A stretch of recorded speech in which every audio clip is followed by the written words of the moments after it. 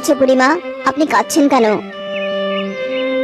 টুনি তখন তার সব কথা মিঠু তোতাকে খুলে বলে। টুনি সব দুঃখের কথা শুনে মিঠু তোতাও খুব কষ্ট পায়।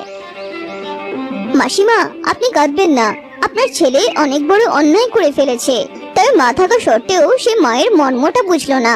শুনুন মাসিমা, আমার মা নেই, অনেক আগেই মারা গিয়েছে। আজ থেকে আপনিই আমার মা। যেহেতু আপনার এত কষ্ট, তাই আজ থেকে আপনি আমার সাথে থাকবেন, আমার মা হয়ে। সত্যি বলছো বাবা? তুমি সত্যিই খুব ভালো ছেলে। তোমার মতো যদি আমার ছেলেটাও বুঝতো। এরপর মিঠু তোতা টুনিকে নিয়ে তার বাড়ি চলে যায়।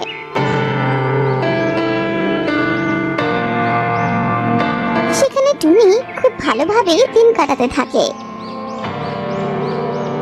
অন্যদিকে রকেটনার চাকরিটা চলে যায়, আর তখন তারা ভীষণ গরিব হয়ে যায়। তারা পথে পথে ঘুরতে থাকে।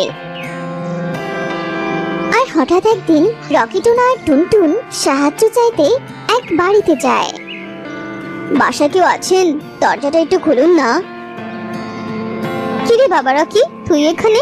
তোদের এই অবস্থা কি করে হলো?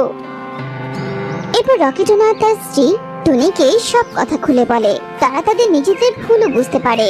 তারা টুনির কাছে ক্ষমাও চায়। টুনি তখন ছেলে আর ছেলের বউকে ক্ষমা করে দেয়, আর তাদেরকে নিয়ে মিঠু তোতার বাসাতেই তারা সুখে শান্তিতে দিন কাটাতে থাকে।